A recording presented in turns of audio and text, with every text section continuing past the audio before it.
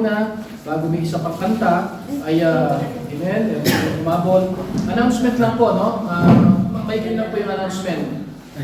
Number 1, mamaya po, meron tayo ulit men's fellowship. Dati dapat every month ito. Siguro pag pauwi po kasi kami sa Pilipinas, baka pag nakabalik na kami, gagawin na natin once a month, no? Once a month yung ladies, once a month yung men. Last week, nagsimula na po yung ladies. So, mamayang hapon, si Brother, tituloy si Brother Darwin. And then, next week, Sister Erlyn sa ladies. Hanggat nandito kami, no? Magsasalin-salin muna kasi tinitrain nga natin. And then, mga kapatid, pangalawang announcement ko po, next Sunday, may ladies. Tapos, darating yung isang kapatid natin from Moscow, no, si Sister Jo. Pakidala yung gitara, Brad, kasi magigitara daw siya. Para maranasan naman natin yung gitara naman. Brad, next Sunday, gitara naman, no? And then, may darating din pong dalawang kasama namin sa church sa Dubai. Magtutur sila, alam yung mga nagtutur.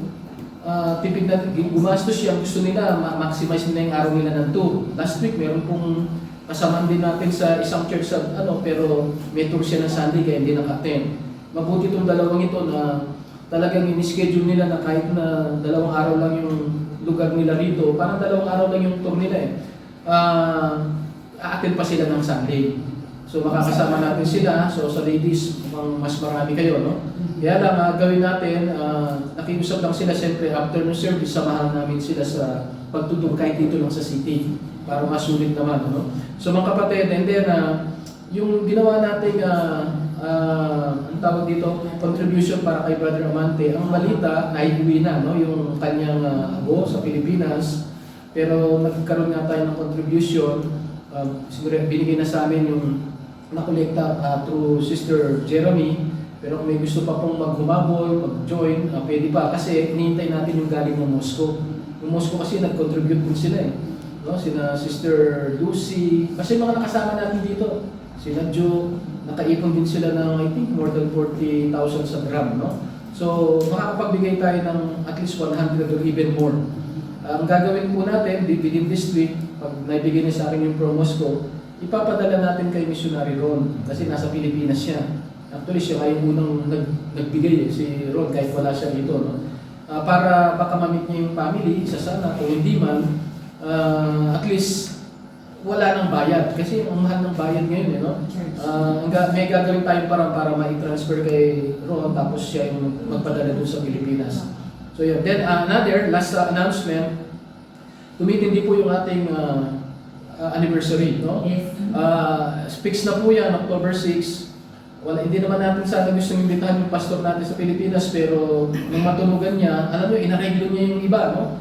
Yung sa Dubai, sabi niya, mag-anniversary kayo, malapit dun sa October 6, no? Yung sa Bahrain, mag-anniversary kayo, malapit dun sa ano.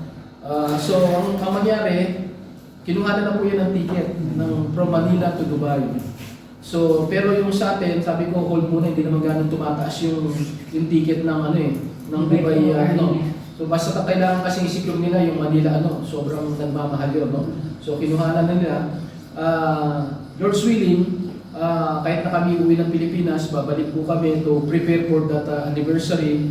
Ang target natin mga kapatid, pwede naman natin gawin dito eh. Pero pwede bang mag-goal tayo na gawin natin sa sentro, no? Mag-arkila tayo ng isang lugar for that specific day. Ang gusto ko pong gawin, i-maximize natin yung araw na yun na, kunwari, maghapon tayo. Isang service na, wala tayong Sunday school siguro, isang service na evangelistic, ginagawa namin yun, nag-invite ng marami para mag-preach about salvation. Isang service na pang Kristiyano, worship service, at kung pwede pang may mission conference yun. Tingnan natin. Pero maximum natin, minimum 2. Kung kaya natin gawin 3, mas maganda, no? Parang ma-divide natin, may kainan, after kainan, parang nasanay na nga tayo dito eh. Meron tayo service ng hapon. Para ma-maximize natin. Yung isa kasi, i-invite natin yung mga Armenian na mga pastor, para makilala nyo sila.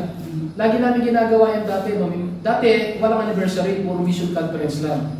Nakikigamit kami ng simbahan ng Armenian, tapos ang mas maraming umaattend doon, mga Armenian, na mga pastor. Ba't hindi natin gawin ngayon itong tatluin natin kung kaya natin, no? Kung minimum, siguro, church anniversary na lang, at saka yung mission conference. Doon na lang dalhin sa anniversary natin yung soul winning ng ano. Alam naman ng pastor kung paano gagawin yun. No? So, this early, magplano tayo. Parang ang konsepto natin, dahil maliit pa lang tayo, wala naman tayo na itatabing budget. Ano? Minsan nga, madalas kinakapus pa, may nag-aabono lang sa pambayad. Ang gawin natin, this early, mag-set tayo sa puso natin, Lord, mag-anniversary kami. So, pwede ba akong magbigay ng one-time na ganitong halaga para din sa anniversary? Pwede nyo ang pinag-iipunan na yan. No? Kasi sasagutin natin yung ticket ng pastor from Dubai to here. No? At saka papalikin natin siya sa Dubai. Wala naman kasing direkta sa Pilipinas eh. Kung may direktang Pilipinas, makakasave tayo eh. From Dubai lang hanggang dito from to Philippines, hindi eh. Ang ticket na kinuha siyempre, Manila, Dubai, Dubai, Manila. No? So kailangan natin ibalik siya. Hindi na siya lalabas ng Dubai noon ha. Kasi kailangan na naman siya ng visa eh. Pero yung ticket niya, gano'n, balikan talaga. So yun lang mga kapatid, sa pang-awit kapatid. And then special number. Special number na muna. Meron kayo special number? Special number mo. Special number muna. Mauna daw muna. Brad, Yung pakanta muna.